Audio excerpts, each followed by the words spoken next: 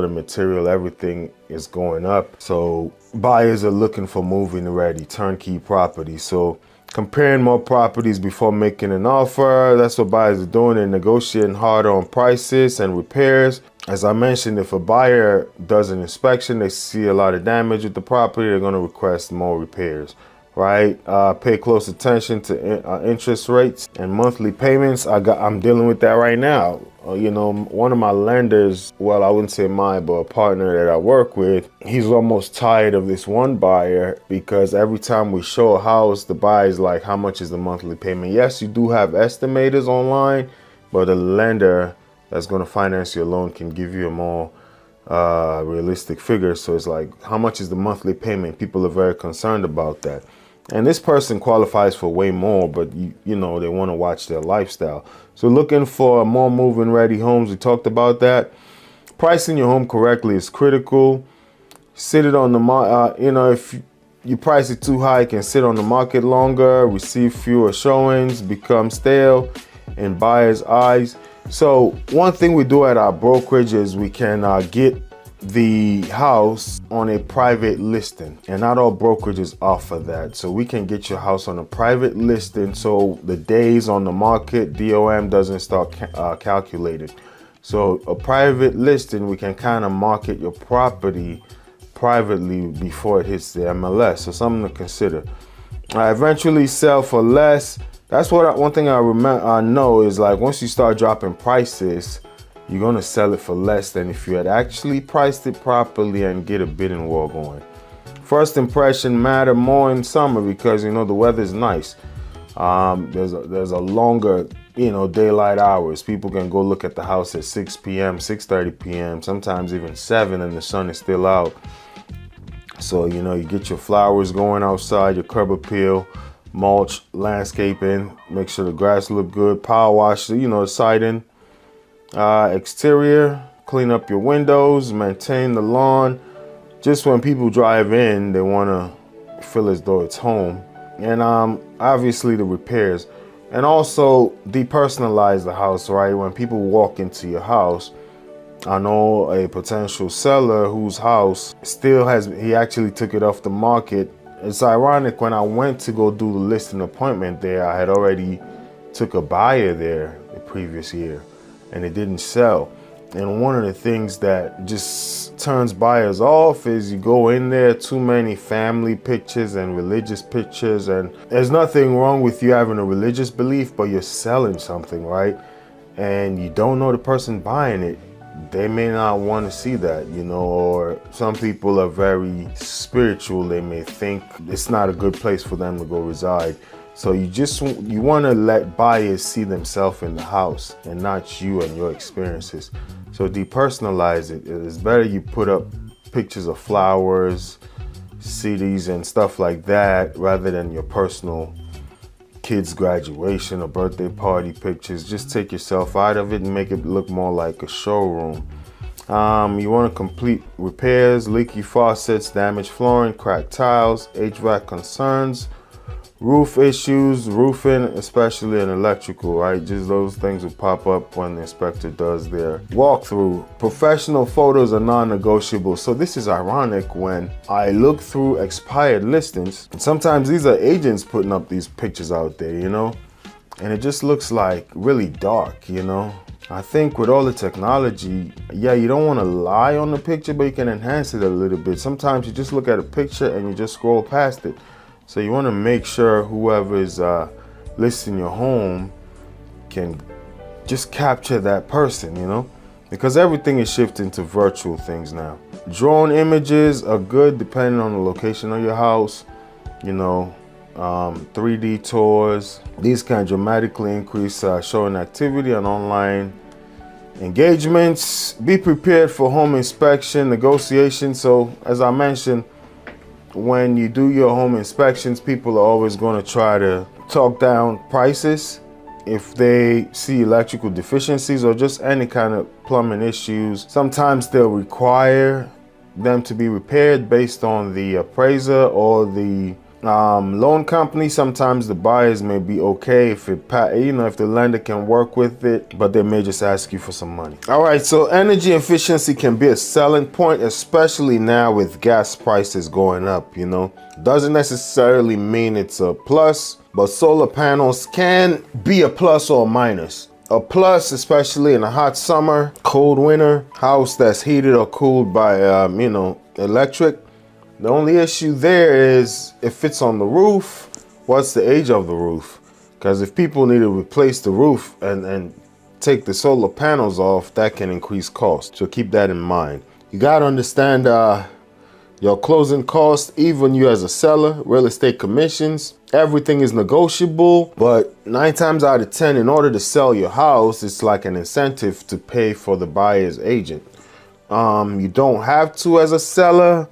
But with the market being what it is right now, it's no longer a seller's market. So if you tell a buyer, no, go add $5 to $7 to $10 to $15 or $20,000 to your closing costs to pay for your agent, they may go to a seller who's saying, I'll cover your agent's fees. It's negotiable, but most sellers cover the buyer's agent fees. It's just an incentive to reduce buyer's cost, right? In a seller's market, when the market is really hot, the sellers have more leverage, but right now it's shifting more towards the buyers, and most sellers cover that. But just consider the real estate commissions. You got transfer taxes, recordation taxes, title fees, HOA resale packages. For me as a listing agent, I normally cover that for my sellers, but some sellers have to pay for that themselves. Seller concessions in case you run into repair issues or just negotiations, and then mortgage payoffs. Yeah, so you need to calculate all of that, and a good listing agent will give you a seller's net sheet to see how much money you're going to take home. Approximate, right? It's not guaranteed, but when all this is done, how much money are you going to take home? Flexibility can lead to a better offer. Diving deeper into that is strong offers isn't always the highest price, So financing type. So somebody may come and say, let's say you want to sell your house immediately due to a job transfer, let's say a divorce proceeding you just want to get over with, or let's say you're in a hard time and you don't want to foreclose on your house, and somebody comes and offers you cash, they can close within 7 to 14 days. That may be a better offer than a higher dollar amount offer that's going to take 30 to 45 days to close. So it's all based on your situation. The financing type, inspection contingencies, appraisal contingencies, settlement timeline, when is the house going to sell, home sale contingencies. So somebody may offer you $50,000 more, but they say, I can't close until I sell my own house. You never know when they're going to sell their house. So that may not be a good option. So we just got to be mindful. Just because the offer price is really high may not be the best offer. Talk with your real estate agent to see what works best, right? We talked about marketing strategies. Final thoughts, just going to recap: preparation, pricing, marketing. And that would be that. So we're going to talk about first time selling your house with a realtor. Just the top tips, If you're selling with a realtor, what are the top tips that you may need to think about? First time selling your house with a realtor, top tips, if you're selling your house for the first time, partnering with a realtor can make the process much smoother. So I see it all the time. You see these for sale by owners, and I call them all the time to see if I can list their house for them, and you cannot even reach them, right? And you just think, what if I were a buyer and I cannot even get to you? Some of them for religious reasons may not be available on Saturdays. I've heard it on voicemails. Either they're taking their Sabbath, they're Jewish, can't be available on a Saturday. Some are Muslim, can't be available on a Friday, whatever it may be.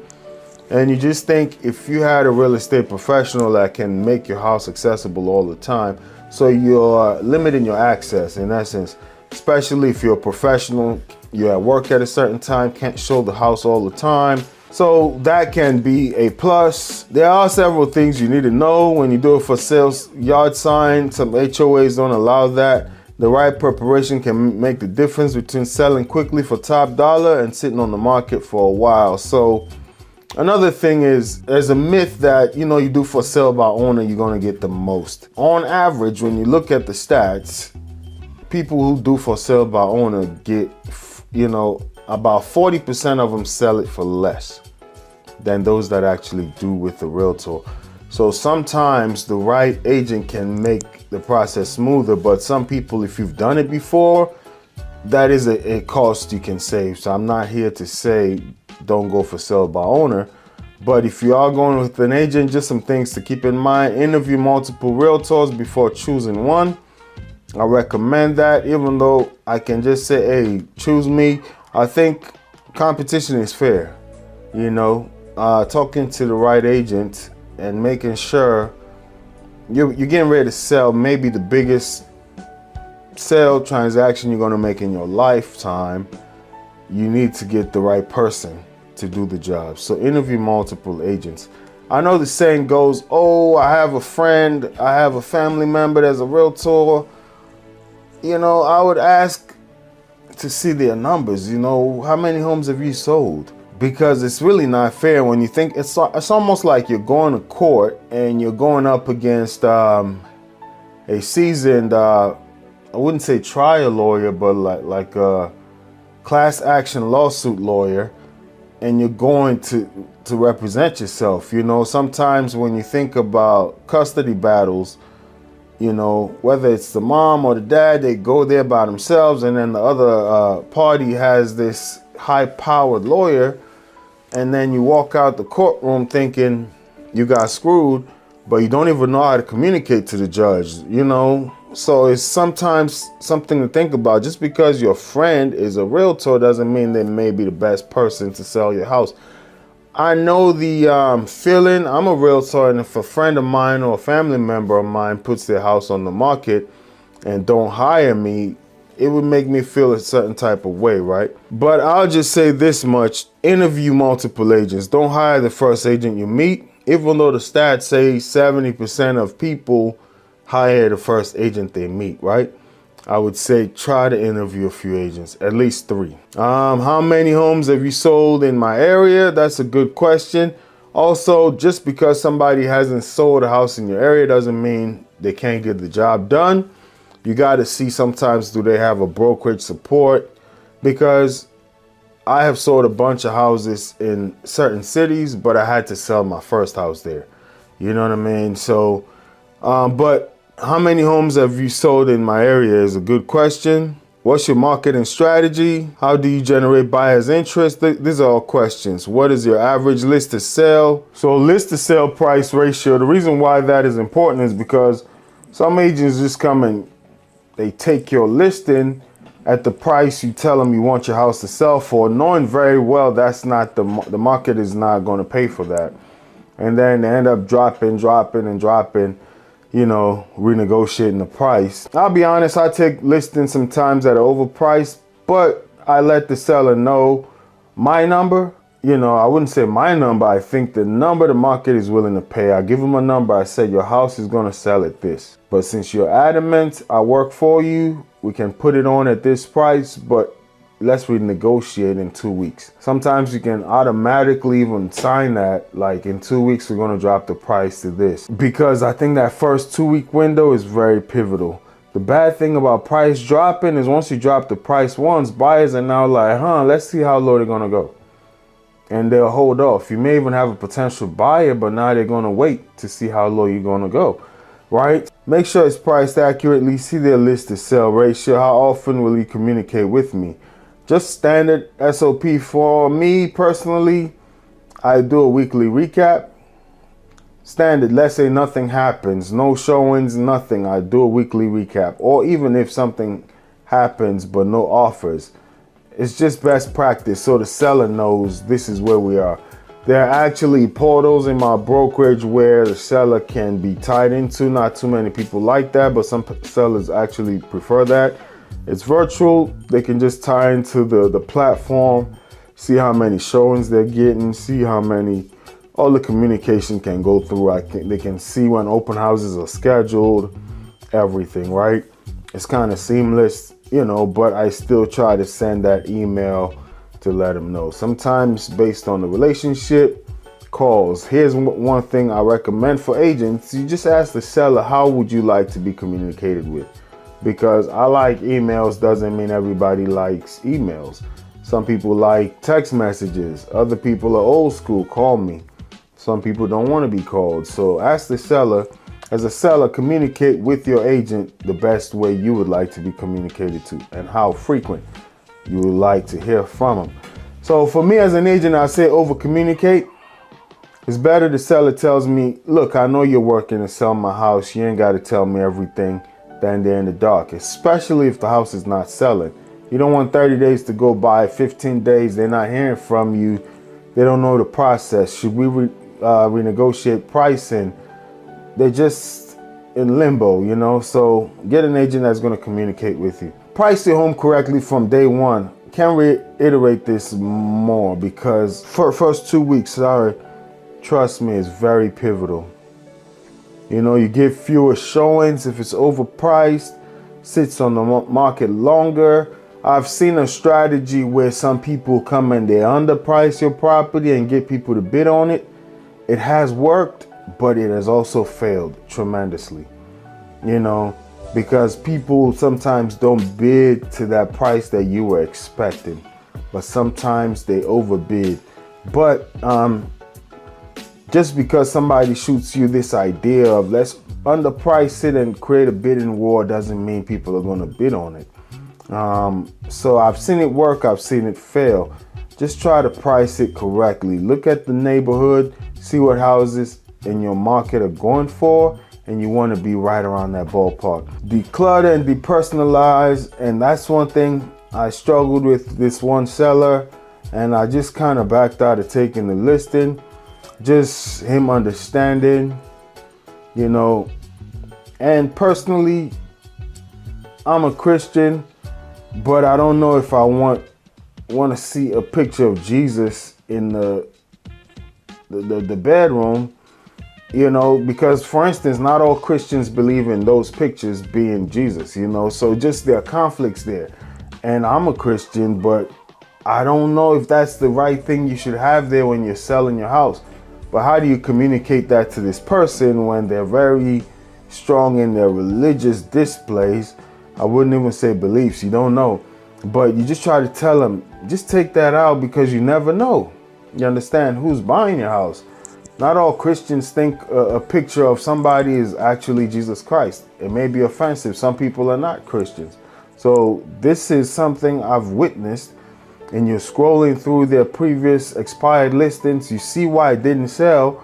They just got all these personal pictures up there. The house is just full and it looks so tight, but the house is a really nice house with space. Sometimes you may need to use the garage, use a bedroom as a storage unit, just box things up, you know. And if a seller is now willing to declutter and depersonalize, sometimes you still may take the listing, but at least let them know this is not the best way for it to go. You know, if you really are trying to sell, get an agent that's gonna do the right things for you. And if you work with them, sometimes the right agent may even cover a storage unit for you. You know, if you really are trying to sell, some sellers are like, I could sell it, I could wait. Then you know, you at least know. But if this person has to sell, if they got a garage they can use as a storage unit or one of the bedrooms, at least let the buyers know, hey, this bedroom is full of stuff. You can at least see the dimensions, but the rest of the house looks like a showroom area. People can understand that.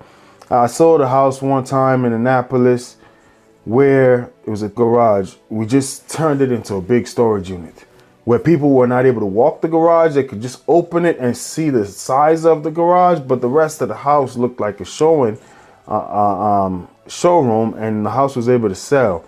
It's better you get one little section of your house that's cluttered and full of all your stuff, and the rest of the house is just accessible and it flows, you know. So just depersonalize.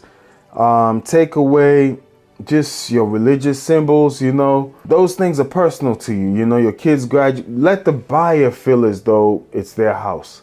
That's all I'm saying. No, I don't want to offend anybody in their religious beliefs, just let the buyer feel as though it's their house and they're going to make it their place, not you feeling that way. So here's another thing, just on a spiritual level, right? Some people may see things as a spiritual battle if they think you turn this place into some kind of shrine, and you may just turn off another buyer. Let's say I'm a Christian, and if I see some other religious things there, I feel as though it was a temple to worship another God. I don't want to live here. Or vice versa, if I'm some other religion and I see Christian symbols there, and now you think there's going to be some kind of spiritual battle. These are things you don't consider as a homeowner, but there are people that think like that. So when people come into your house, let them see flowers, just nice river paintings, just general decor, and nothing personal, nothing speaking of you. It's like going to a store, a retail store. Some retail stores thrive on standing on their Christian or religious beliefs, but then they only cater to that client. If you are only trying to sell to a certain person, then fine. Maybe a for sale by owner is best for you. But if you just want to sell your house and, to the most qualified buyer, you want to make it general for the masses. So declutter, depersonalize, complete small repairs. We talked about that. Leaky roofs, loose door handles, chip paint. It's crazy what chip paint can do when you think about an FHA loan. FHA loans, when the paint is chipping and stuff, they would not approve it for the most part. They would think it's lead-based paint, especially in homes past 1970, built before 1978. So chip paint, running toilet, burnt out light bulbs, cracked caulking, just little things like that. Get an agent that does professional photography. They just generate more clicks, more hype. You get stronger leads and offers, prepare for showings. So preparing for showings, best case scenario is like you don't live in the house. The house is show ready, people can come and go. But I do understand that you may have to live in the house as you're selling it. You gotta have your house. It's almost like you're just renting an Airbnb. That's how you wanna take it. You can't just get too settled. Even in your house, you've decluttered, you just got a few bowls, few plates that you're gonna use, and always keeping it clean. So when you do get a showing alert, maybe you tell your agent, hey, I need at least an hour, or I'll be working from home during these hours, block it off. And when it's time to show, at least 1 hour notice, you can just touch up your house, get it clean. Try not to get too many smells in your house, even if you're living there. I remember I went to show this house and they were cooking, and it's a distinct smell. And the buyer just made it really quick. It's just like daughter's in the room upstairs, dad is in the living room, mom is in the kitchen cooking. It just didn't feel inviting. It almost felt like we're encroaching on their little family time, and we just wanted to get in and out. You're doing yourself a disservice. If you get an hour window, strong colognes or strong cooking smells are not a good thing. And if you can, just get out of the house. You can sit in your parking lot. You can watch people come in. You can even install a camera. Just put a sign that, hey, things have been recorded here. Install a camera, sit in your car, and then just give people the freedom to actually look around. Because when you're there, your kids are up in one room, your wife is in another room. People just feel like they're encroaching on your time, and they just want to be in and out. Even if they like the house, they don't feel the comfort. Or sometimes a seller being present can be a plus. I've seen that as well. So it all depends on the situation.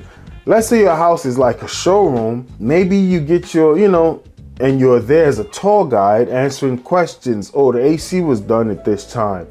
If they were solicited, you got to read the room. Some buyers just want to look on their own. They don't want to feel like you're selling them on anything. Nobody wants to be sold, so read the room. If the buyer is asking you questions, then yes, you can. Okay, I repaired the roof at this time. The AC was done at this time. But some buyers just want to be left alone. And some sellers, That's why I say get an agent, because some sellers just feel as though you walk in my house, I'm going to guide you through and tell you, and it can put people off, so just be careful. I would say just get an agent, get a little time, window when people are coming to see your house. If you live there, step out. If you require your agent to be around, you can negotiate that in your contract. Don't negotiate personally. One is, like I mentioned, going to divorce court by yourself, and your spouse or your ex-spouse has a high-powered lawyer. They're going to clean you out, and you're going to feel like you've been abused by the court system, or just lawsuits, going there representing yourself against, these lawyers that's what they do for a living. You're just food.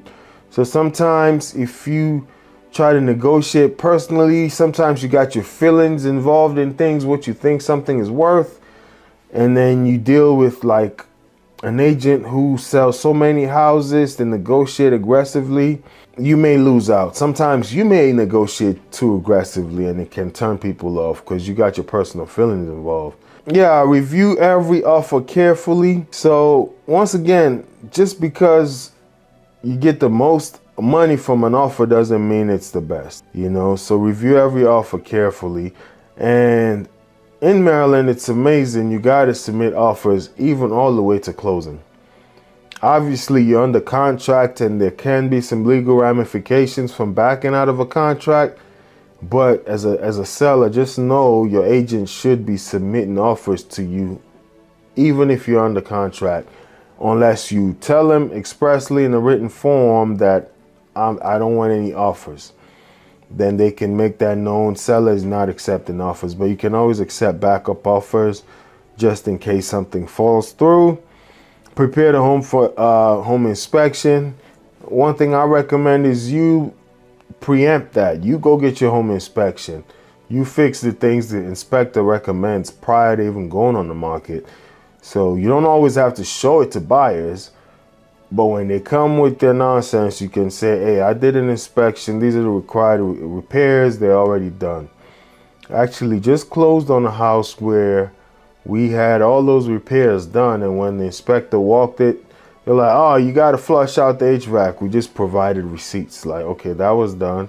This was done. Okay, we'll do that. And then we closed. All right. And trust the process.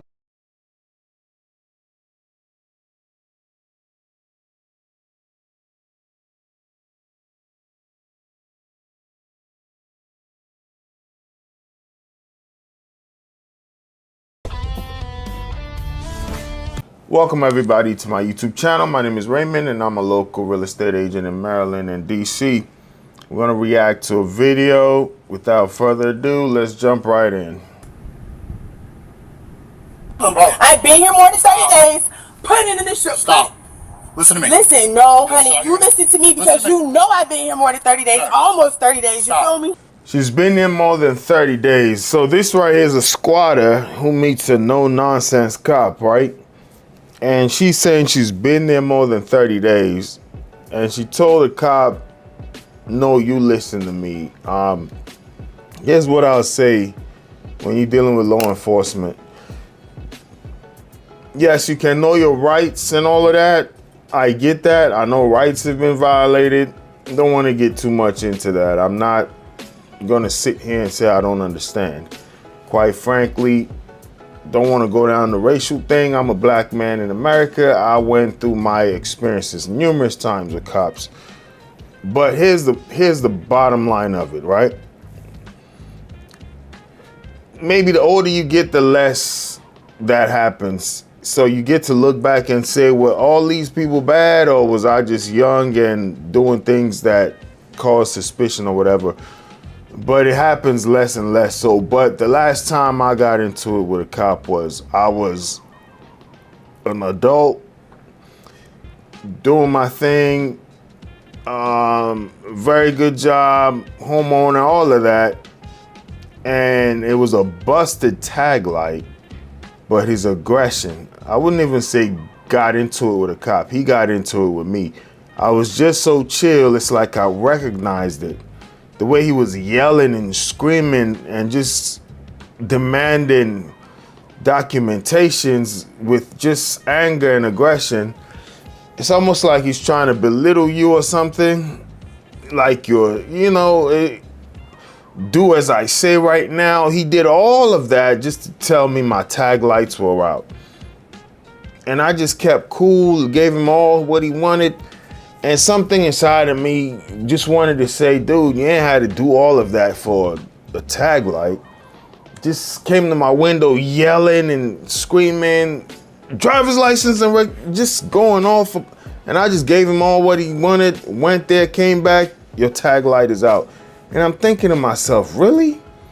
I had a busted tag light and you had to do all of that? I just didn't say anything. And the reason why I bring this up is, listen to me, you know your rights. I see all these videos online. There are a lot of people who are dead right now that knew their rights. Maybe your family might get compensated if you win a lawsuit. It doesn't mean you shut down and roll over. I'm just saying, live to fight another day. Even if you're in the right. We know this lady is in the wrong right here, but I gave my example just to show I got away with that. It didn't do anything to me. Maybe that guy felt like he was a better human being or a tougher guy. I don't know what his deal was.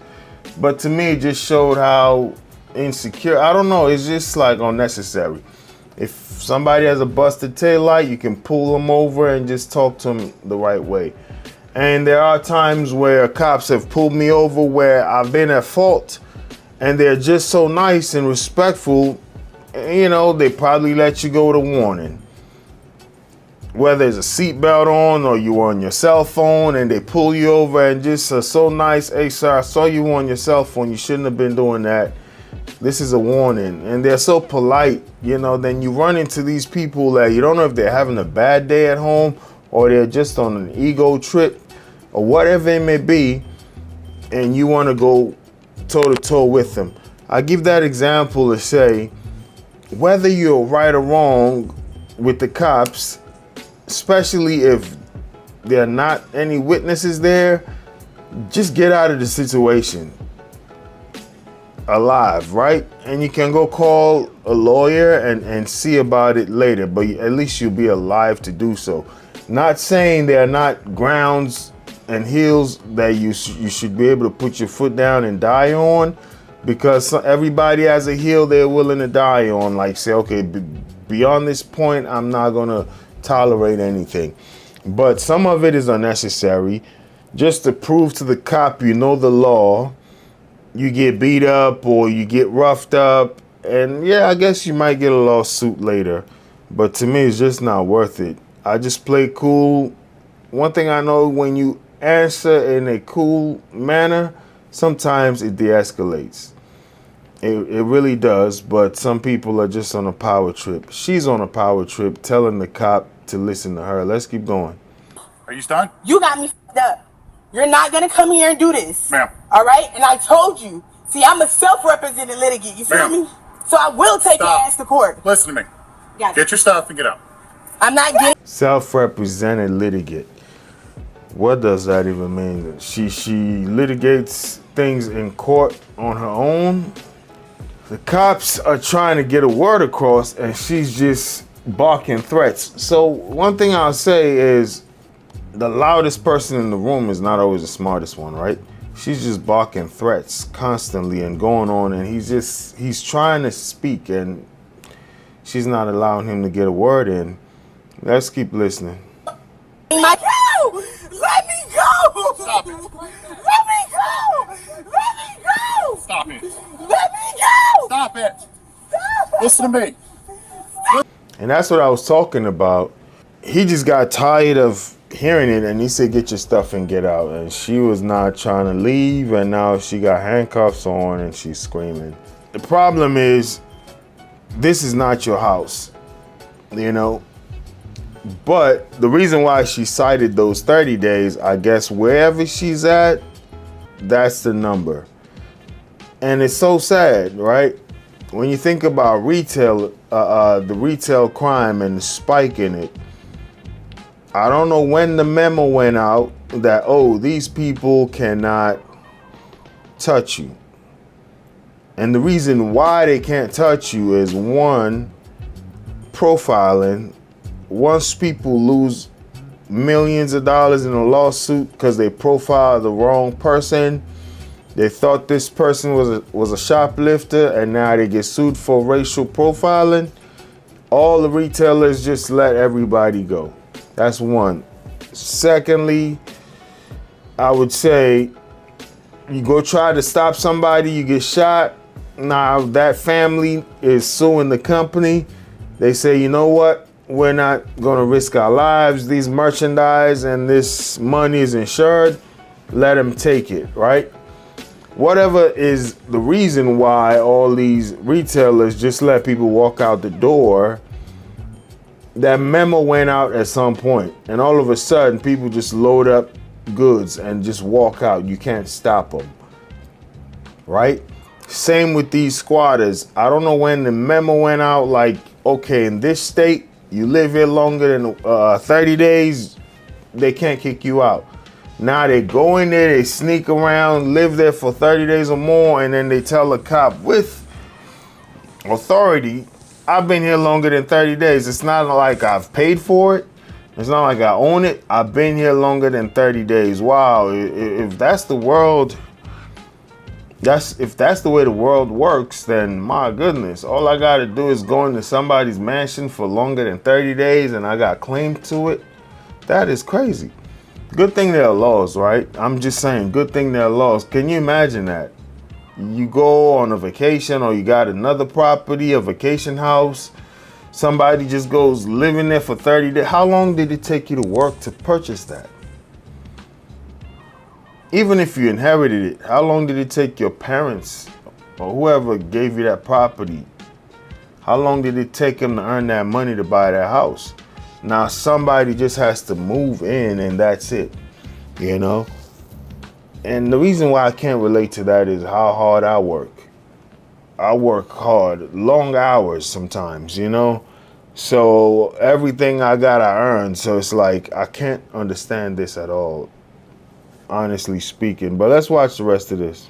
Let me go! Stop it. Let me go! Stop it. Listen to me. Listen to me. You are trespassing on private property. You refuse to leave. Now you're being arrested for resisting without violence and trespassing. Let me go! Let me go! Let's get a moment. Get your information. Stop.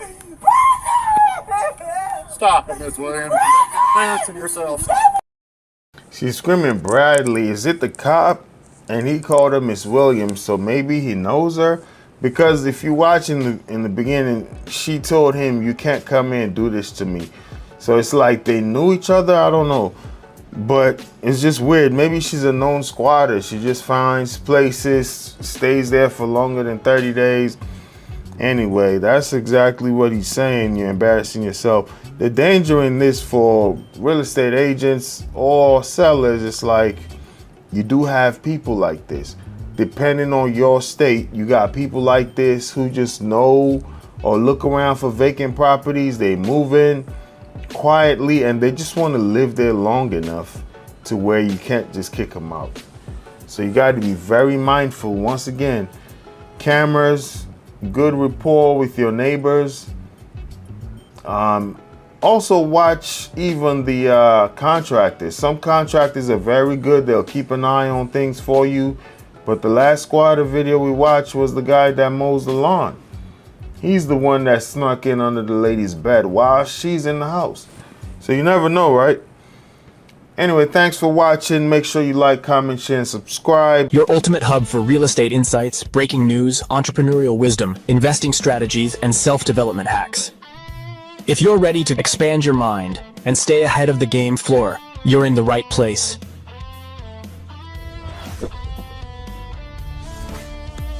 Subscribe now. Your future self will thank you. This tells you that's going to be a big problem. When you see a house, you know, there are cracks on the foundation, the ceiling, because the ceiling kind of cracks because the house is linen. When the house, especially new constructions, when the house settles, you can see it shifts. Uneven or sloping floors, once again, that goes to the foundation. Doors and windows that stick or won't close properly, once again, that's a foundational issue. Once the doors, you see the doors are not opening or they stick, they're hard to close, especially ones that open this way, windows, not necessarily sliding down, but even the ones that slide down, if they're kind of crunching in, now the windows can't slide down, right? Stair steps, cracks in brick exteriors. So foundation repairs can cost thousands to tens of thousands of dollars. So that's why these signs are things you want to look out for. Cracks in the walls, ceiling, uneven and sloping floors, doors and windows that stick or won't close properly, right? Next, you want to look out for is water damage and moisture issues. Look for water stains on ceilings and floors, musty odors, because people can paint stuff, but sometimes the smell is still there. Mold or mildew, fresh paint in only one small area, maybe covering the damage, right? So damaged basement or crawl spaces. This matters because water damage often leads to mold, structural issues, and costly repairs. Another thing you want to look out for are roof problems, missing or curling shingles, sagging roof lines, water stains in the attic, signs of recent patchwork. So when you look at the shingles and you see one side is darker than the other, and that raises an eyebrow. A new roof can easily cost you $10,000 to $30,000 depending on the size, right? Electrical issues. You want to look out for flickering lights. When you want to cut on a light, it's flickering. Outdated electrical panels, extension cords everywhere, two-prong outlets. So I have some of those issues in some areas in my house where there are a lot of two-prong outlets and not three. Burn marks around outlets. Electrical upgrades can be expensive and may present safety hazards. Plumbing problems, right? You want to look out for low water pressure, slow drains, water stains on the sinks, signs of leaks around toilets, corrosion on pipes. Hidden plumbing problems can lead to significant water damage. So especially on the ground floor, the basement floor, underneath the kitchen, if it's a 2-level house, go underneath that kitchen level, see how that roof looks like, the ceiling, right? Or bathrooms, underneath the bathrooms, see if the paint was there, if they had to work on that. HVAC near end of life, so look out for very old furnace or AC units, rust or corrosion, loud noise during operation, lack of maintenance records. So you'll see a sticker on most HVAC units and they'll tell you when they were serviced. So replacing heating and cooling system can cost thousands of dollars. So that's another thing you want to look out for. Next is evidence of poor maintenance, just peeling paint, rotten wood, broken fixtures, neglected landscape, multiple small unfinished repairs. If visible items were ignored, there may be larger hidden issues. So they say where there's smoke, there's fire. So if you just keep seeing little things, you need to worry about that. So termite tubes, wood damage, rodent droppings, pest traps throughout the home.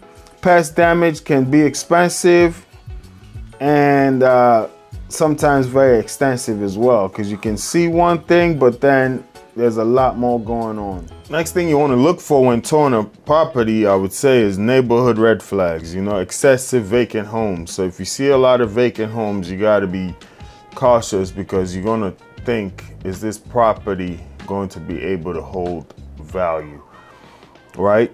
Heavy noise. Shortly.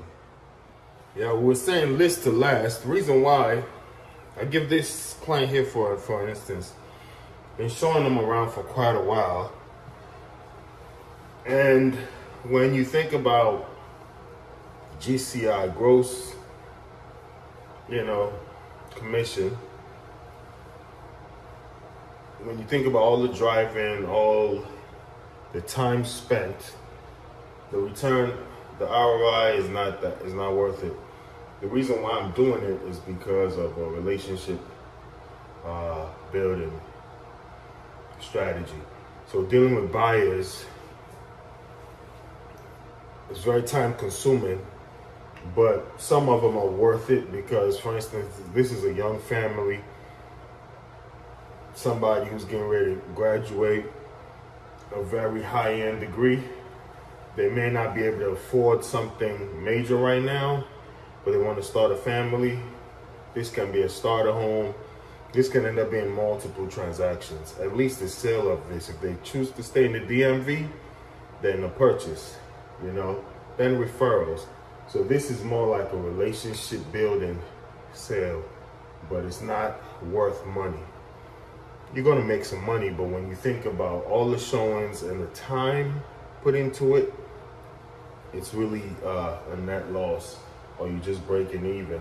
Just quite frank, because it was also referred from a site that takes almost 30% on your commission, so when you're done with this, it's not worth it. But I think I've built a relationship with the client, and just to understand that they're going to make more moves in real estate, it's worth it. But the goal is to list the last, because when you list, you show you have a listing appointment. If you get it, you put it on the market, then you can schedule your open houses according to your choosing, not necessarily chasing buyers around or hoping they like what you have on the market. But we're going to stop it right there. Day 30, day in the life of a real estate agent. Just come on the journey with me. You're going to see how we build this business slowly. It's going to happen, and that's why we're doing this, to just show you the grind. It's not always snapping your fingers and things happen. You got to build and build and build. All right. Well, thanks for watching. Leave a comment down below. If you got any questions about real estate, if you're looking to sell or buy a house in the DMV, please give me a call, shoot me a text, or send me an email. Also, I'll say,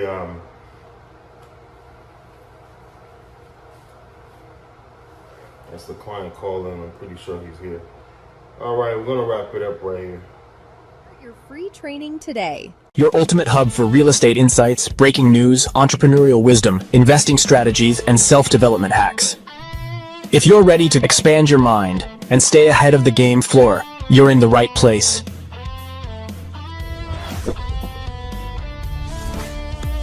Subscribe now.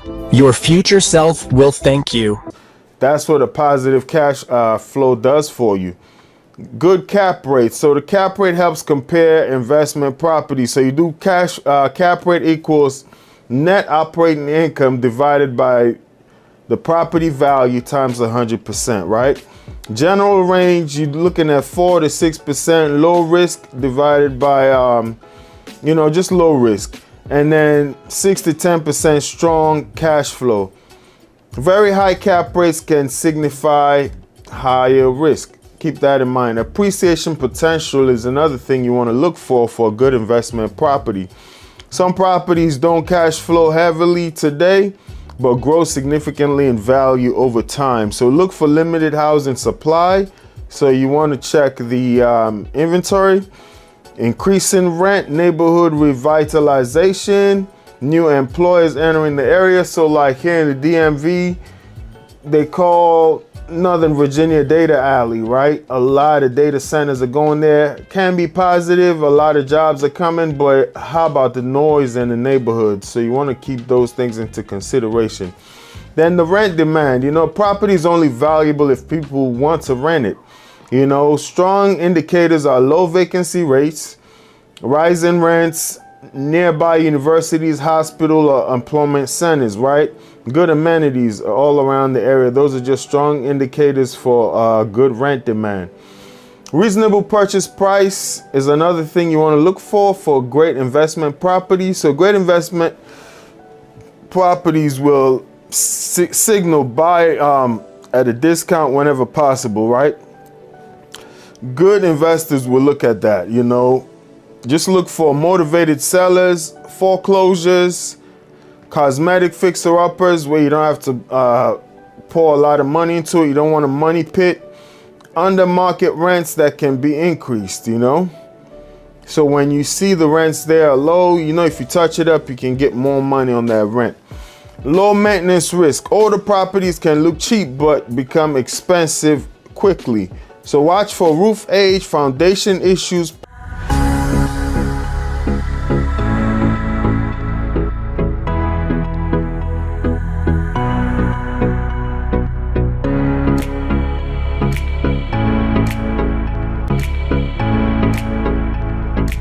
Probably best to get the more expensive property.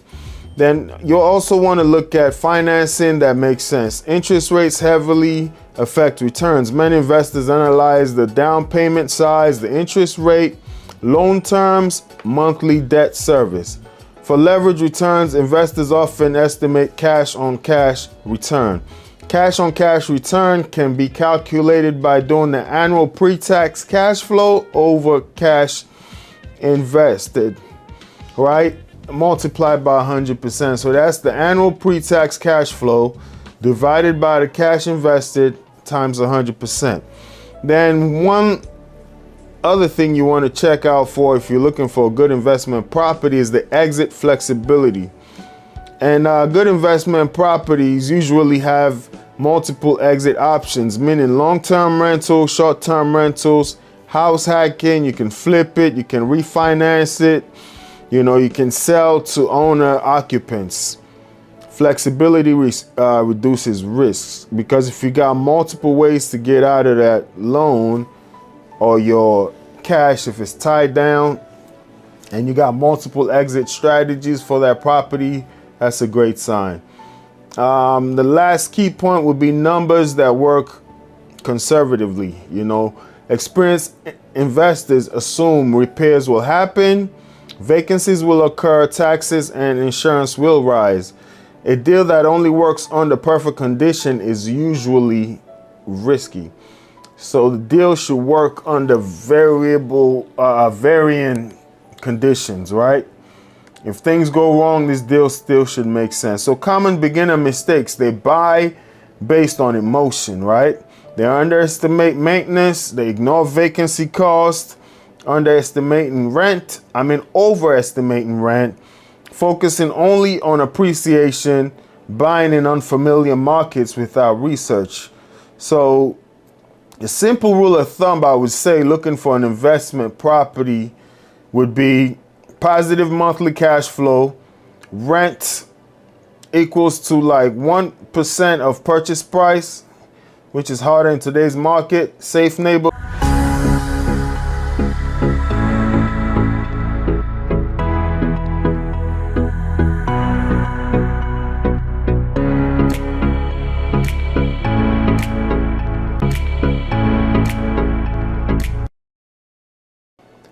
That's not a universal rule, but it's a quick screening tool, right?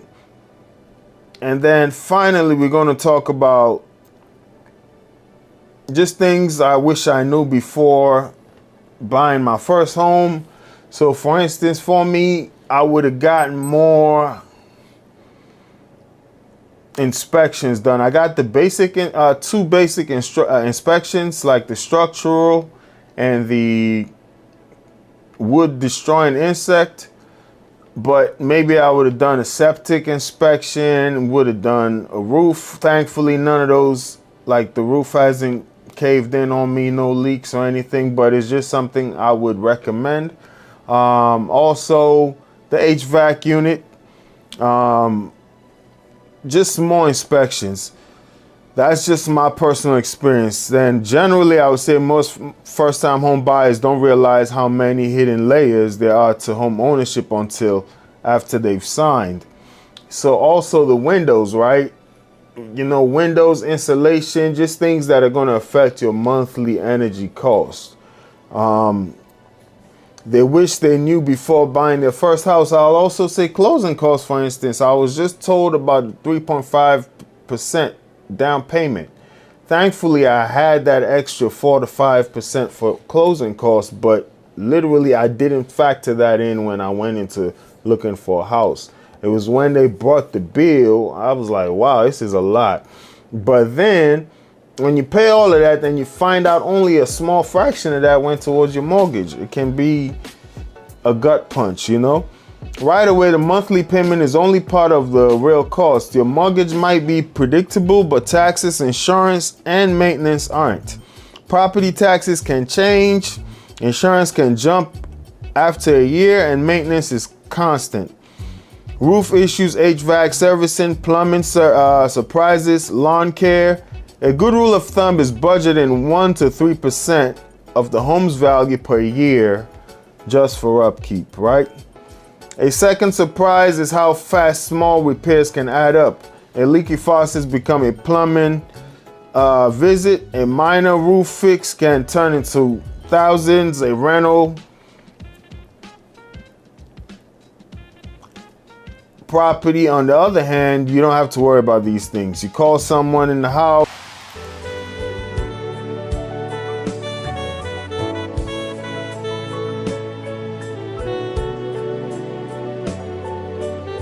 Warranties, they have these like maintenance insurance things where you pay monthly. So if you got any major repairs that needs to get done, they can service it for you. Another thing people underestimate is how much cash you can still need after closing. Even if you escape, you know, all the other down payments and you're able to scrape all that money, when you think about it, many buyers move into a house cash poor, you know, house poor. They got the house, but now they don't have the cash without realizing it. So inspection results also matter more than emotions. Almost every house has issues. The key difference is whether they're cosmetic or structural. New buyers often fall in love with the property first and rationalize problems later. But the inspection is where reality shows up. I think I fell into that trap. I wanted the house, I liked the yard, and I saw certain red flags with the as-is sale, and I went ahead with the purchase. If I were to do it again, I probably would have gotten a brand new house or something close to it where every year it seems like I'm doing a major repair, right? I knew what I was getting into, but I didn't really know what I was getting into, if that makes sense. So there are also lifestyle trade-offs. Owning a home ties you to a location and responsibility. Want to move cities or switch jobs quickly? That becomes harder when you're thinking about selling, timing, equity, and market conditions. Financing is another blind spot, right? Your approval amount is not the same as what you should spend. Lenders often approve more than is comfortable. The approved number assumes ideal conditions, not real life stresses, emergencies, or lifestyle costs. So if you just, that's self-explanatory. You got family emergencies, lifestyle costs, you need just a cushion. So one thing I would say I'm thankful for is I never wanted to keep up with the Joneses. Just on a personal level, I could have gotten way more of a house than I got, but I knew I wanted some cash just for business, savings, and things of that nature. So I got a house that I think my mortgage is very, very affordable. When I look at people who help to rent properties, I'm just amazed that, wow, you paying that much? I'm paying $6, $7, $8, sometimes $900 less than you're paying, and I own a house and you're renting for the same amount of rooms, you know? So if you're trying to keep up with the Joneses and you want to get this massive house, you know, hey, eventually we all will get our forever home, right? It depends on your financial situation. But even then, to me personally, it doesn't make sense when you buy a house and you're spending all your money. You know, it's like then you get a raise, you want to upgrade your living. Sometimes just let the money sit and incubate for a little bit, right? Don't just, let's say you get a new job and you go get a bigger house or a newer car. Sometimes you let the money sit, accumulate, then you make a move comfortably. Finally, appreciation is not guaranteed in the short term. People often expect home values to always go up, but real estate moves in cycles. If you need to sell within a few years, market timing can matter more than you expect, you know? So thankfully I haven't had to sell, but you're looking at Zillow, I look at the appreciation value. I thank God when I purchased my house years ago, it has appreciated in value. But what if that was not the case and I had to sell or I had to move? I know people who are going through foreclosure, you know, close to foreclosure. Let's say they fell behind on their rent and they're trying to get out of the house, but they're not getting what they thought they would get, especially in this market. It's no longer a seller's market. So those are things you need to watch out for. Well, I hope you guys enjoy the video. Once again, if you like what you saw, or if you have any questions regarding buying or selling a house in DC or Maryland, my information will be in the contact down below. Make sure to like, comment, share, and subscribe. Thank you. Your ultimate hub for real estate insights, breaking news, entrepreneurial wisdom, investing strategies, and self-development hacks. If you're ready to expand your mind and stay ahead of the game floor, you're in the right place.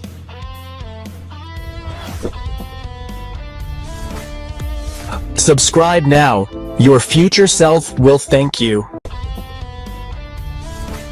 All right, everybody, welcome to your real estate podcast. And today we're going to talk about what to know when selling your home in summer 2026. As some of you may know already, the market has changed. For a long time, we were in a seller's market. You put your house on the market, it kind of flies off the shelf. Now things have changed a little bit and they're leaning more towards the buyer side. So we're going to cover that for sellers. If you're looking to sell your house this summer, what to look out for, what to prepare for. And with that being said, if you want to ask me a question directly regarding selling your house, especially in DC and Maryland, I'll leave my contact information in the description below.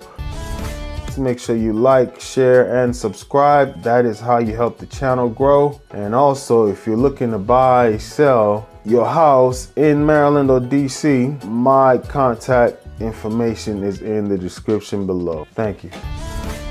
All right.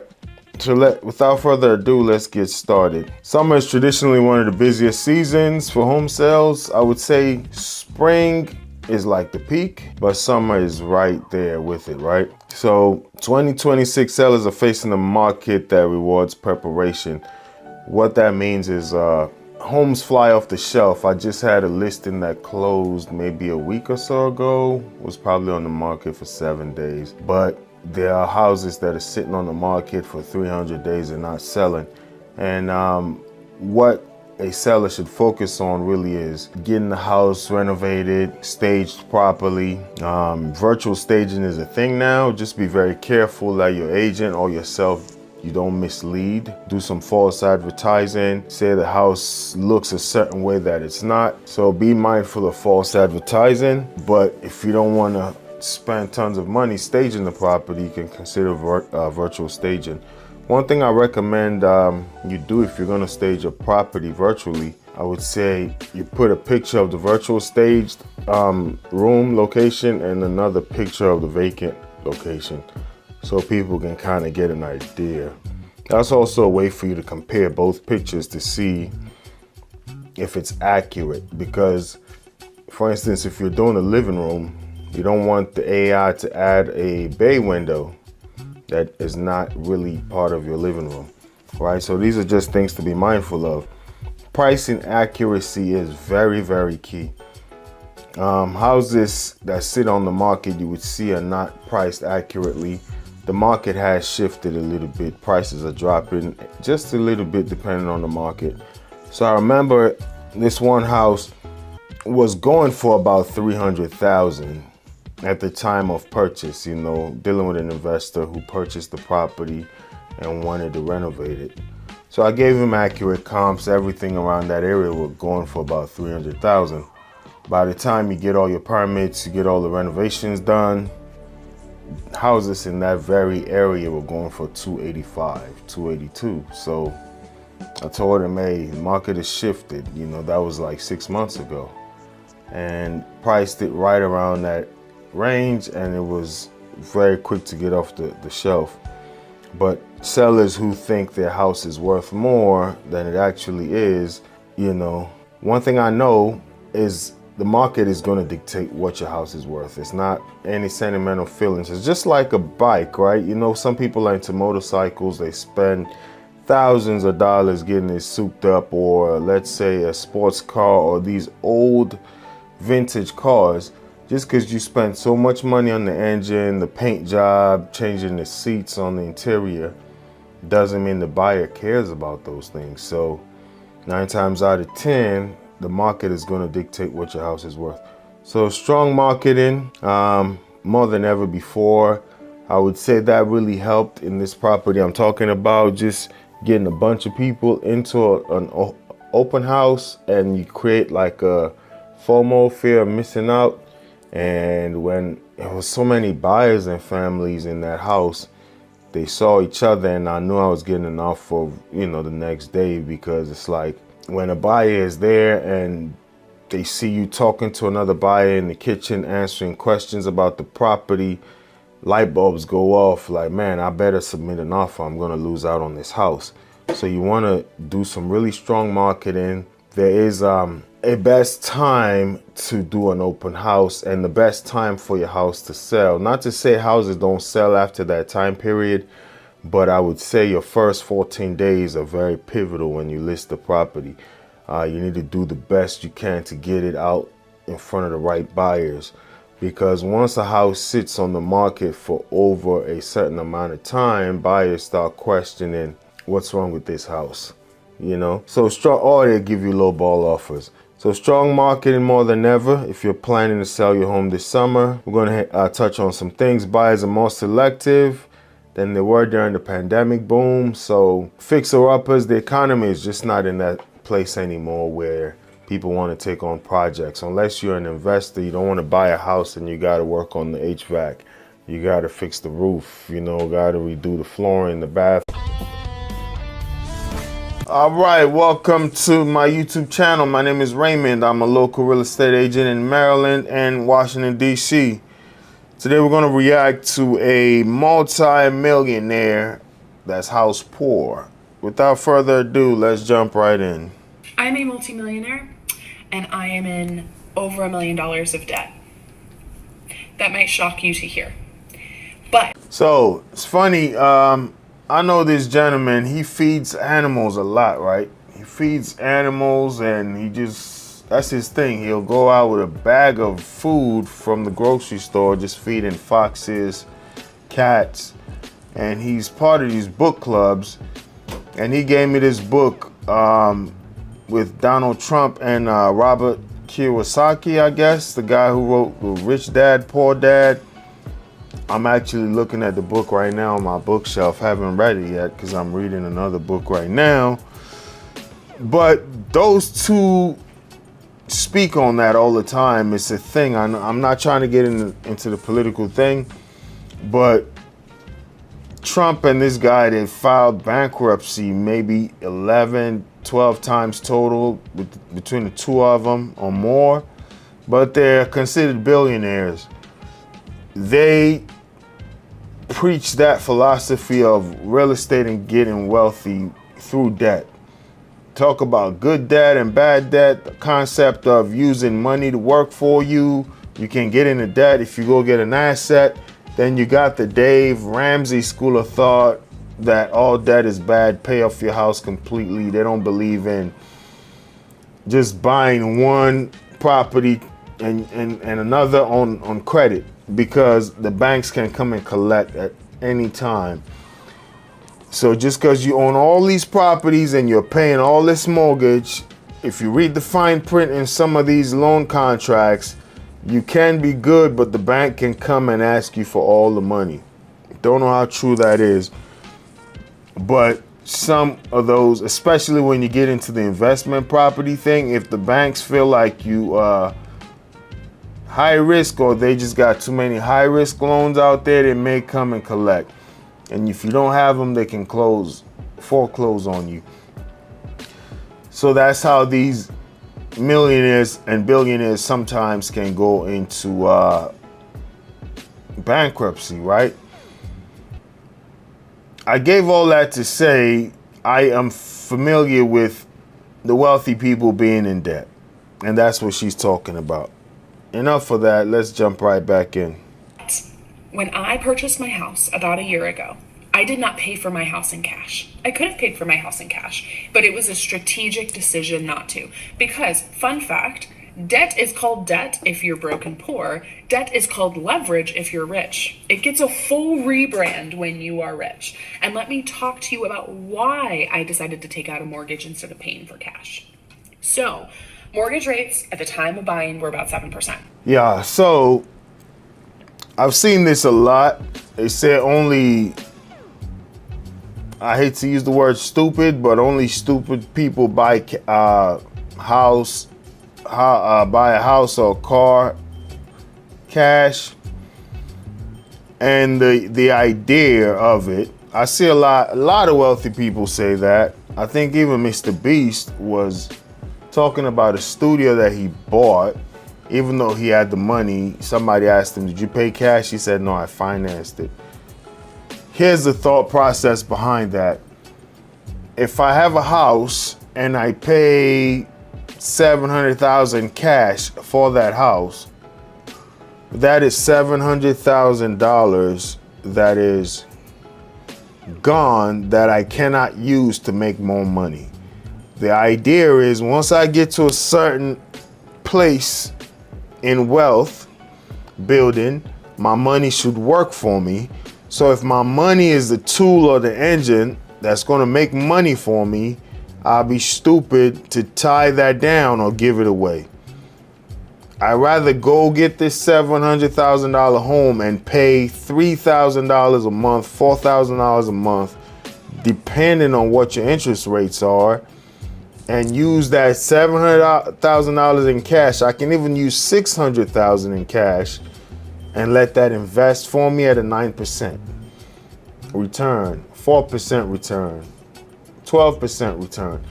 And I can just keep $100,000 and let that pay my mortgage every month.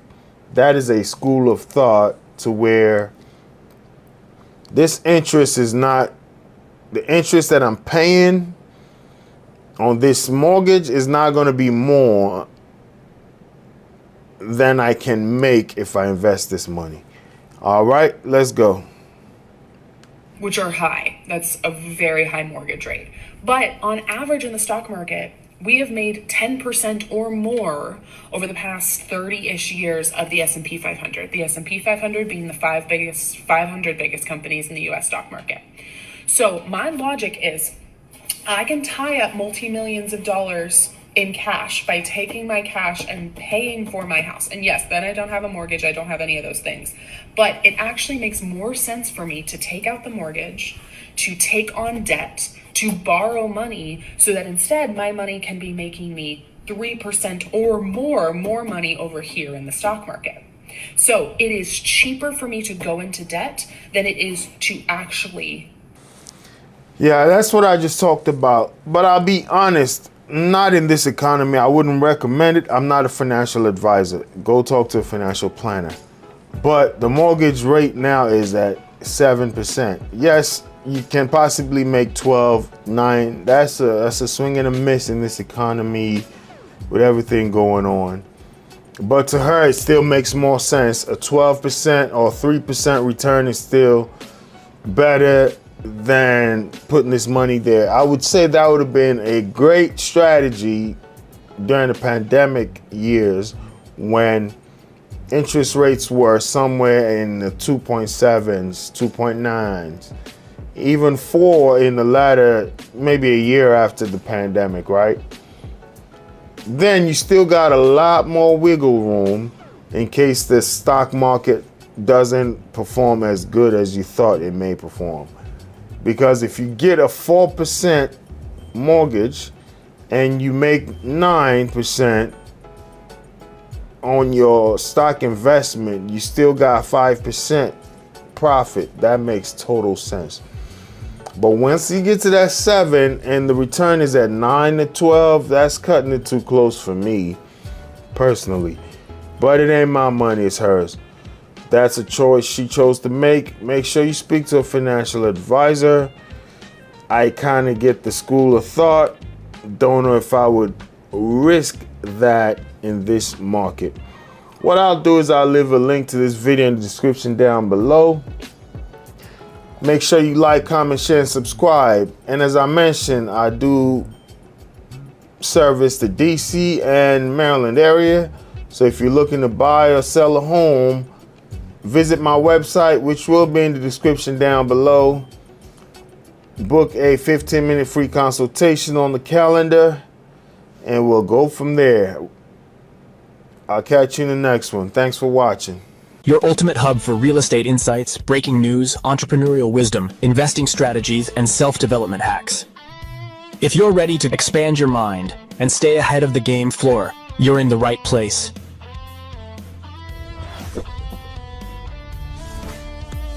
Subscribe now. Your future self will thank you. Welcome everybody to my YouTube channel. My name is Raymond. I'm a local real estate agent in the state of Maryland. Today we got a video for you, and it's about foreclosures. We're gonna react to it. Without further ado, let's jump right in. So there are there are a lot of things I'm adapting to since losing my house last year. And I've shared before, it's not that I've never lost the place before. I went through Hurricane Katrina at age 14, and we had nothing. The hurricane took everything. My first apartment, couldn't pay the rent, was pregnant, all of that. The way God worked that out still blows my mind, but I mean, the ice storm in Texas took our apartment. Like, I've been through loss before, but right now what I'm getting used to is a smaller kitchen. The house I had that foreclosed, I had a more spacious kitchen, a wider kitchen. Well, hopefully she can get to why and how she foreclosed, because this is a real estate channel. There are some personal life lessons that we can glean from, but I try to stick with the real estate part of it. What causes foreclosures? Hurricane Katrina. I did visit Louisiana in 2015. I don't know when Katrina happened. Was it 05, I believe? So 10 years later, the guy whose house we went to, even though he had painted the house, there were portions of the house where you could see the line. It's almost at shoulder level. 10 years later, you could see that line, maybe even outside where the water was, at shoulder level. It was a duplex. He rented one side and he had the back end of the house. You could see he could point the line out to where the flooding was. Anyway, hopefully she can get to why she foreclosed. Let's keep listening. Now that kitchen, you know, I own the kitchen. That was my house, so I had to get used to not owning what I'm using. And I'm really learning that, like, every season of life that I'm going through has something to teach me. And don't get me wrong, I'm still healing from the grief of foreclosure. I'm still healing through the grief of, I had it, nah, I don't have it. You had it, then you don't have it. My question is, did you ever have it? You know, home ownership is like, if you haven't paid for it completely, honestly, even when you're done paying for it, if you don't pay your property taxes, would you still own it? So I guess you enjoy it while you have it, you plan accordingly. But as long as you're paying a mortgage, yes, I'm a homeowner, but I'm still paying mortgage. Do I really own the house? That's a question I kind of grapple with. So the grief of foreclosure can be something, but also the recovery from that, right? Like once you foreclose on a house, now you got to worry about your credit being bad. And how long is that going to be on your record? So if you foreclose on a house at a certain time, it'll take so many years before you can possibly buy a house again, because lenders are going to see that. I think 7 years that stays on your record, if I'm not mistaken. Unless you land some kind of cash to invest, I don't know how you're gonna just buy a house again after a foreclosure. So the grief, the emotional aspect of it, I get, but there are also financial ramifications from foreclosing that I was hoping she can get into, but I can't tell her how to grieve and explain herself. Let's keep going. I was proud to own a home.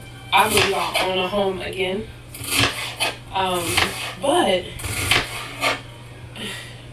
as I'm maturing, for the lessons that are there for me, if I'm willing to learn them, not just lesson, but the perspective shifting. That's what I'd rather say. I'm learning lessons, but my perspective is growing from one that's bitter, angry, frustrated, or ashamed to, wow, look at what I'm learning. Look at what I'm getting from this. So I personally still wish I had a larger kitchen. I'm like a more open concept kitchen person. I'm starting to, I would say, even prioritize cleaning the kitchen more, because since it's smaller, I have Once again, she's not really talking about what caused the foreclosure. It's more like a cope, I guess. People come to the internet to cope. She lost her house. I want to glean the cause, right? The cause, because I'm a real estate agent talking to buyers and homeowners. How do you lose your house? Was it a job? What caused it? Did you buy a house you couldn't afford? You know, so this concept of I'm an open kitchen concept person, or I'm a Bentley driving concept person, I don't really understand that. You are a person of what you have accomplished. You know, it's kind of harsh, but life does throw curveballs at people. But yes, I have a fantasy of the life I would want to live, but if I haven't built that or accomplished it yet, I'm not that person. In my mind, I guess there's some kind of saying, manifestation. I understand that. Or as when I was trying to climb up the corporate ladder, they say dress for the role you want, not the role you have. So if you want to get a promotion to another level, you dress like that role. It kind of gets your mindset there. Or some people say if you want to move into a neighborhood, drive around it a few times, so you kind of aspire for that. Let's say it's a very affluent area, or you want to buy some kind of something expensive, you go do window shopping. If you want to drive a Ferrari, you go to a Ferrari dealership, you go manifest it, I guess. So I get that concept, but I'm also a realist. If I don't have an open kitchen, I'm not an open kitchen person. I haven't accomplished it. That's a fantasy in my mind. I'm a person of what I have, what I've accomplished. I'm not, I'm a mansion type of person. If I don't have a mansion, I'm not a mansion person. So she said she's an open kitchen concept person. How? You're not there. You understand? Get to reality, but I hope she would have expressed what caused the foreclosure. That's what I was trying to glean. Half the amount of counter space in here, but the same amount of kids. It's still 5 kids. And now the baby eats 2. So I'm using so this kitchen has more shelves than, I think than my last kitchen did. I don't know. But I just appreciate that, one, I have a kitchen, right? Because I have a kitchen that I'm using. I can still feed my family. But I think if I had stayed in a position of loss, I don't have a kitchen. I don't have my own kitchen anymore. I wouldn't have gotten to this gratefulness. I wouldn't have gotten to this place of, okay, show me how to thrive where I am now, God. I'm not where I was. I don't know where exactly I'm going, but help me to thrive where I am now. And we still eat. I still cook. I still got a knife. This knife was a gift. We lost a lot, but things have been replaced. Cutting onions, using. Yeah, well, I guess it's more so about a personal cope than explaining how she got there. I try not to watch all these videos. Most of them I try not to watch because I want to give you guys the honest reaction and live reaction without thinking it through or having, don't want to fake it. So what I'll say here, I appreciate her appreciating what she has, if anything.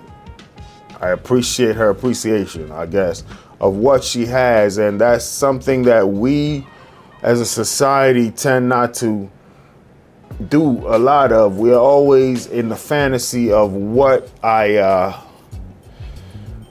want, what I desire. And that's actually funny. I'm reading a book right now that's titled The Power of Now, right? Only read a few pages of it. Some of it doesn't necessarily work for me. Like anything in life, you take the good, you leave the bad, right? So I'm a Christian, and he talked about other religions, and so that those things kind of throw me off when I read books like that. But I glean what I can apply.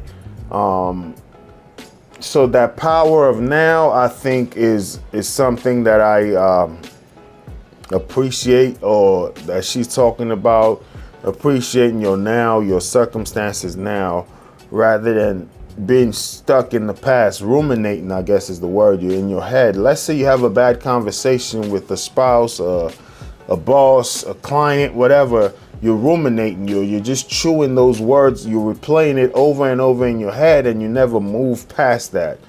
And you think whatever slip up you may have had defines you. It's like a constant shame. The incident has already happened, and you can't be stuck in that. So sometimes some people say give yourself 3 days to mourn and pick yourself up.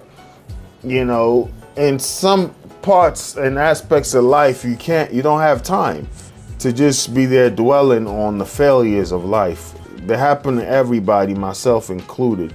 So I guess that's the positive I can take with this video, or what she's trying to say is she lost something and she has 5 kids, and she's going to appreciate where she's at now. That is, to me, a better thing rather than stuck in what you lost.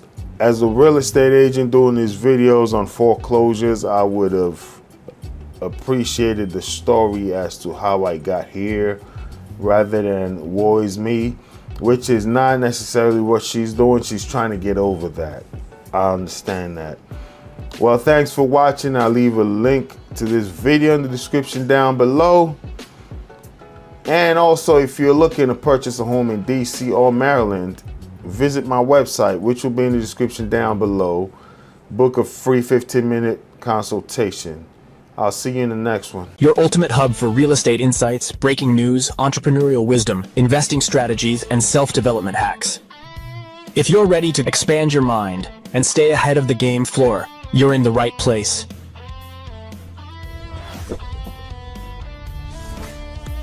Subscribe now. Your future self will thank you. 2026 home buyer trends and strategies, affordability over price. So it just is what it is. There was once upon a time when some people still do it, try to keep up with the Joneses. The more money you make, the more You try to elevate your standard of living. So you were okay driving that Toyota Corolla, Honda Civic. Now you make a few more dollars. You want to go get a BMW, a Benz. You probably were living in a not so decent house, but it served the need. Now you got an increase at your job and you want to buy a bigger house. So people always try to elevate their standard of living, but now buyers are tending to lean more towards affordability because it's just the reality of it. Focus on the total monthly payment, including insurance taxes, which are rising faster than income. Especially, I live in the state of Maryland right now. There's a lot of, if you earn this much, you got to pay.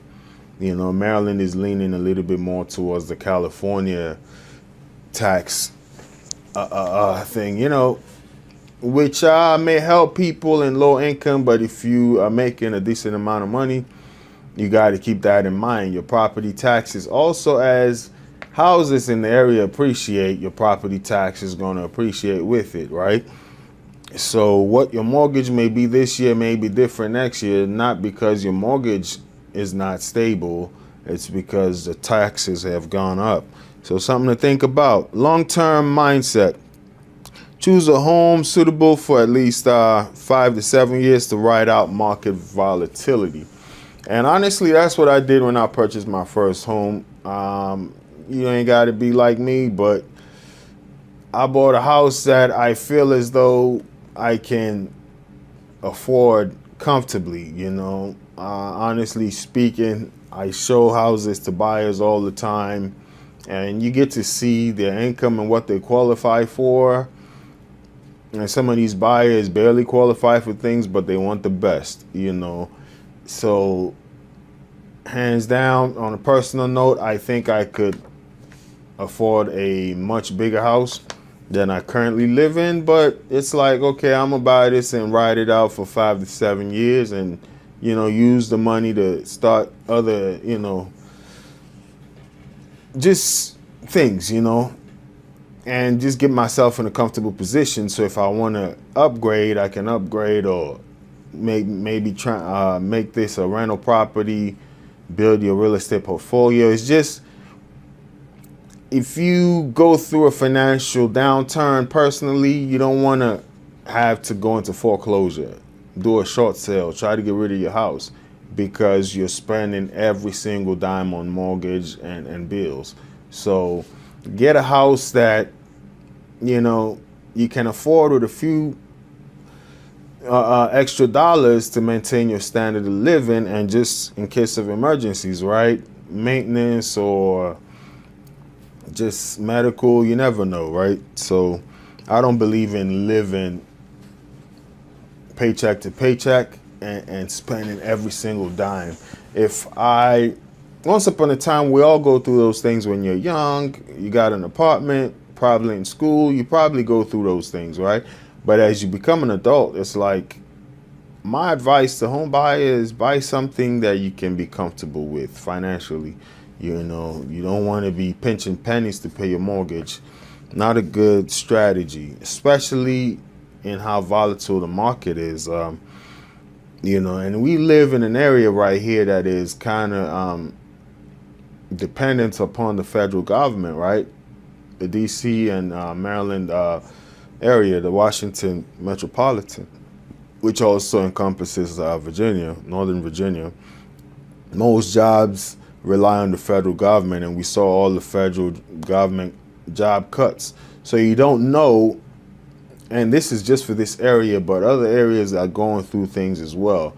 So things are kind of unstable, not unsure. You hear possible switching of the Fed chair, Jerome Powell. So you never know where things are going to go with the new person, the new policies. So we're kind of like in a volatile situation right now as an economy, a nation. So if you can afford a house right now, get it, but don't spend your last dime, and don't get a house where all your money goes towards bills. Rising costs. Prepare for higher closing costs. Ensure You have emergency funds for maintenance and not just down payment. You know, I was told when I bought my house, have at least $5,000 left over, which I didn't, because at the time I also made, it's like things come in threes. I made a big purchase. I did something big as well on the family side, and it was just big expenditures back to back to back, and I was almost cash strapped. Thankfully, I bought a house that I could afford and I have extra money. But if I had gotten the house I really qualified for, the highest dollar I qualified for, God knows what would have happened, because all those expenditures, and you know, you spend everything and now you're pinching pennies. So I always recommend buy a house and make sure you have at least 5,000 extra. If you're buying a new construction, then possibly the warranty should take care of things, but sometimes these things delay. You may need to repair it and then get reimbursed or whatever, which you don't necessarily have to do, but there are nightmare stories with new constructions. They're all over the news and social media. You can look into them. So still have extra money, or you still may need to furnish the house. You know, or you may spend all of that and then you got to pay your mortgage. Just keep a little something on the side, right? Rainy day funds, right? If you're buying an older house, you never know. Things may look good. You get in, you got to change the roof. Always do a home inspection, by the way. But you may still buy the house, things look good, the inspector passed it, and then you run into the refrigerator pops. You know, the water line pops in something, you know, your washer, dryer goes bad, you know. I just had to replace a dryer, and I've been in my house now for at least 4 years, but I never liked that dryer anyway, but that's what was in the house. I kind of always wanted to replace it, and then, was it the dryer or the washer that went bad? It might have been the washer, but it was one of those single units where they're attached. And the bad side about that, once one goes bad, you got to replace both. So I bought 2 separate units now, you know, and it's just something to think about. At least it lasted 4 years. But as soon as I got in, maybe a year in or so, I had to change the water heater. These are just things to think about. You know, the water heater, you got to change. And then thankfully, everything else has worked. But I've done repairs that I wanted to do. But the water heater was like, you have to. And also, I had to do like septic work, you know. These are things I didn't see coming, you know. So I try to advise buyers, you never know what's going to pop up. When the septic tank goes bad, if you got a family, you need your septic working, right? Some people are in areas that with public sewage. I'm a little further out, and I prefer where I'm at because of the land space, get a lot of land. But when you live so far out, sometimes you get the land, but you don't get connection to all the public facilities. So you need a septic system, and then boom, that goes bad. You got to get that fixed. It's not something you could live without. The water heater went bad. Got to get that fixed. Not something you could live without, you know, so.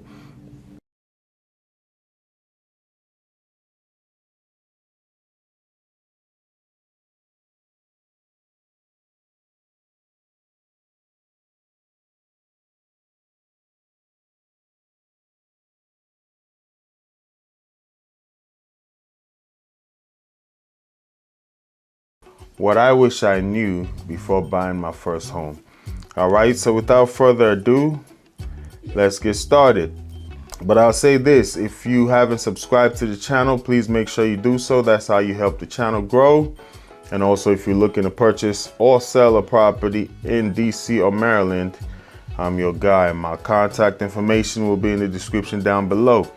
So signs you're ready to buy a house. 1, your finances are solid. Not just okay, you know, a steady income that's likely to continue. So that's why even lenders look for at least 2 years of that particular employment. Not that you've been employed for 50 years. They want to know that you've been working for that particular company for 2 years. A down payment, often 3 to 20% depending on the loan type. Closing costs, typically 2 to 5% of the purchased property.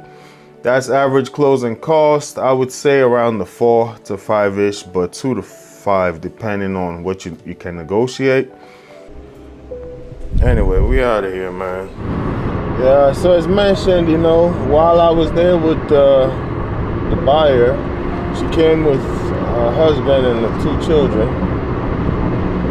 I was able to ask them some qualifying questions, better feel of how soon they're ready to move and what they're looking for.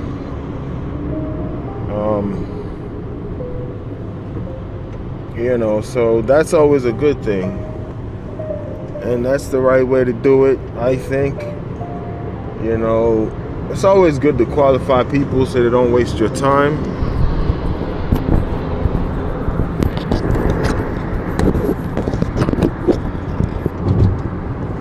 Yeah, it's always good to qualify people so they don't waste your time, but it's also good to provide them with what they're looking for. And then you give them something they feel comfortable giving you more. And the beautiful thing about it is, you know, I got a couple houses under contract in the area, so they asked me, do you show a lot of properties in this area? And I had a folder. I normally have a folder for people I meet for the first time, and I had all those flyers in that folder. And I say, yeah, I do, and here go the folder. Also had some information for them as well as home buyers, but that always comes in handy when you can show somebody that's interested in buying in an area that I'm delivering results for home buyers in this area. So that was definitely a plus. And there's no guarantee they're going to work with me, but I think I answered a lot of their questions. There's some more feedback and things of that nature, follow-up that needs to be done. And that's the beauty of it. So we're going to do that follow-up over time, slowly, and build a rapport to where when they think about buying or selling a house, you're the person that comes to mind, you know? That's exactly where we're trying to go. Yeah, so that's the day in the life of a realtor. It's going on 4:30, and responsibilities. You already, if you're okay with repairs coming out of your pocket, because you can't call the maintenance guy anymore. That's a big difference with renting and owning. You can't call the landlord. You are the landlord, right? Yard work, you know, HVAC issues, roof problems, etc. You know. Next, you say you have a clear budget and pre-approval. A strong sign of readiness is you know your price range based on real numbers, not just guessing. You're pre-approved, your activities are getting there, and you understand monthly payment limits, not just the price of the home, you know.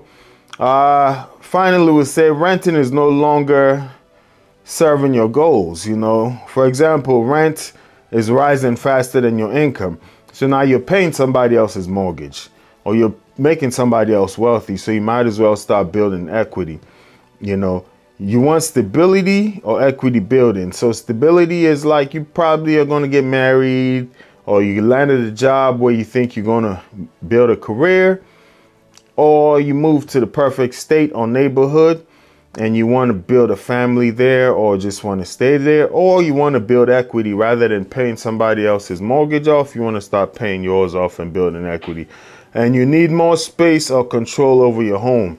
So space is a key thing, and control, just those are some of the rights that come with owning a house, right? The right of control, the right of exclusion, meaning you can exclude people from coming to your house, things of that nature, but you just want that control, right? How much house can you afford today, right? The honest answer is it depends on your income, debt, down payment, credit score, and interest rates. Most lenders still use the 28-36 rule as a starting point. Housing costs should stay below 28% of your gross income, and all debt combined below 36% of your income. So they do that and see where you are. Quick 2026 affordability estimates. You'll say good credit score, and you'll say 20% down. That's the max. I wouldn't say the max, but at least for conventional. Typically, mortgage rates are around the mid 6% right now. So minimal other debts, right? So let's say your annual household income. These are just approximates. It's not etched in stone. But if your annual household income is about $50,000, you probably can afford between $160,000 to $220,000 of a house. Once again, this is all predicated on other expenses and also where you live, you know, and your debts, right? Minimal, you say your annual household income around $75,000, you're now looking at $250,000 to the $320,000 range. If your annual household income is $100,000, you're looking at $340,000 to $400,000. Once again, this all depends on your lifestyle. If you have a $1,000 or $1,500 car note, then you got to drop that house affordability, right? But let's say all things being equal, you don't have a lot of debt. These are the approximate home prices. If you're making about $125,000, you can afford between $430,000 to $500,000, right? If you're making $150K, you're looking at $525,000 to approximately $600,000. And if you're making $200,000, you're looking at $700,000 plus. So if your household income is $100,000 a year, a comfortable monthly payment is roughly $2,300 a month, which generally supports your home price around $340,000 or $400,000, depending on your taxes, your insurance, your down payment, right? Because the more you put down, the less you got to pay monthly. Don't forget cost of, property taxes. We talked about those. Homeowners insurance, HOA fees, maintenance, repairs, and then utility bills, right? Because these are all other costs you're going to add with that. So hopefully that gives you an idea of what you can afford in this market right now, right? Things change if interest rates go down or they go up. How much house do you really need? How much money do you really need to buy a house? Common misconception is that you need 20% down to buy a house. In reality, many buyers purchase homes with much less. I see that a lot now. There's this conventional 3%. Conventional 3% because back in the day when the 20% standard was set, homes were affordable. Even if they were not super affordable, at least the cost of living was lower. So if you make $60,000, $70K, $100,000, you can really afford something nice. Back in the day, somebody once came and said $140,000 is just breaking even in the poverty line, just the way things are expensive. So now a lot of lenders knowing 20% of a $400,000 house, that's a lot of money. Right? When you think about that, it's like $80,000. Lenders know people don't necessarily save up to 80 grand to buy a house. So they made this conventional 3% where it's $12,000 more feasible, right? So we stick with that number, $400,000. 3% down would be $12,000. 5% down would be $20,000, and 20% down would be $80,000. Closing costs, as mentioned, will be usually between 2 to 5% of the purchase price. These can include lender fees, title fees, appraisals, taxes, and insurance. For a $400,000 home, expect roughly to have $8,000 to $20,000 extra, in closing costs. This is separate from your down payment. So you got to add that 8 to 20 grand plus that down payment, right? So next thing we're going to talk about is moving and initial home expenses, moving costs. Do you need to rent a truck, hire people to help you move, or do you have your buddies that are going to help you do that? Utility deposits, you know, minor repairs, furniture and appliances. Are you buying a home with all new appliances, or would you have to replace some of those? Would you need to furnish? What I see sometimes, people buy these big mansions and they just move in what they have, and as they live in there, they slowly furnish the different rooms. I saw that with multiple people I knew. One person purchased the house for about 700 grand, brand new construction. By the time it got done building, it was worth 100 grand. So they bought the house, moved in with 300K in equity already. They didn't have enough money to furnish the entire house. They came from a townhouse to their forever home. So they just moved their townhouse furniture in certain places. And then as time progressed, they just furnished the rest of the house. And I saw that with another family I knew, pretty well to do. They bought $1 million home, but once again, they had a townhome. They just moved that furniture there. And a couple of years later, when I went to go see them, the whole house was furnished. It took time, right? So that can be a strategy. Real world example, for instance, for a $400,000 house, you put 3% down, that's $12,000. Closing cost is about $10,000. Move-in / setup cost would be another 3 grand. So total needed would be approximately 25 to 30 grand. All right. Yeah, so we done with this showing. Getting ready to head out. Heading out right now, actually. Kind of happy the way things worked out.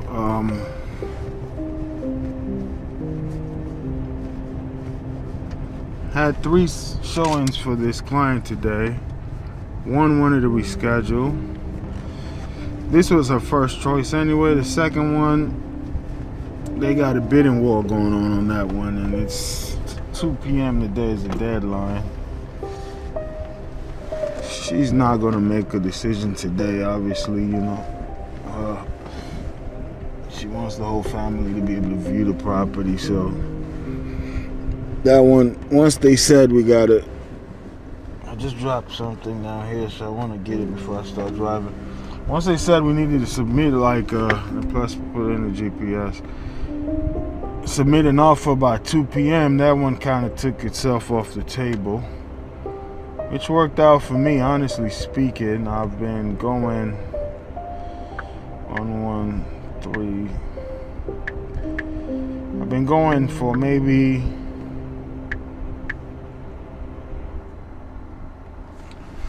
close to 24 hours. I need to go get some Z's, man. I need to go get some sleep. I've been going for, yeah, almost 24 hours straight, just grinding. So I need to go get some rest. But I had already agreed to these 3 showings, so I'm kind of happy the very first one is the only one we were able to view.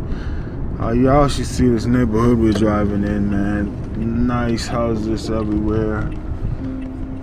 So I definitely see why she would love it for her family. Yeah, they might be throwing in an offer on this thing soon.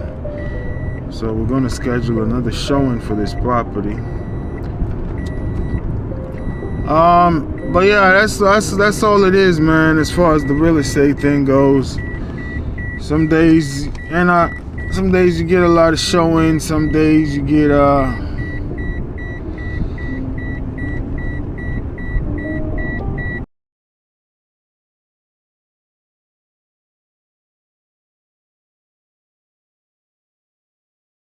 some days you don't get anything, you know. But before you get that check, you know, I've shown a lady a lot of properties, not this client here, but another client ended up buying a house. But, you know, then I remember I showed another client maybe 20 or so properties before we ended up closing on one. So we are at like maybe 5 or 6 properties with this client here. And even, it's not even guaranteed you're gonna get it, even if they like it, because it's a very nice neighborhood and competitive, you know, so you know you're gonna get multiple offers possibly. We'll just see. There's an accident right here. 3-car accident. Don't know if y'all saw that. It's unfortunate. Yeah, but this is a very, very nice neighborhood. One of the top and most upscale neighborhoods in Prince George's County. I mean, PG County got some nice neighborhoods, but this one is kind of up there in the county. A lot of people are moving over here. It'll be very good for her to get it with her family, and it's gonna be a steal. House got a lot of potential, so I'm very excited. I like when you get somebody something they like. That's the whole joy in doing this, is getting people something they like, you know. You don't want to sell somebody a property they gotta live in there and they got regrets, you know. Yeah, so heading back now, and I'm gonna call it a day. You know, another day in the grind. I gotta do a better job tracking my mileage for expenses, because I've been driving a lot this year. You know, and those all could be deductible. I just take like the standard deduction for that, but I think I need to be more deliberate and intentional on tracking. These are all things you need an assistant for, to handle those things. It's just I got so much other things on my plate right now. I'm not tracking mileage, gas, you know.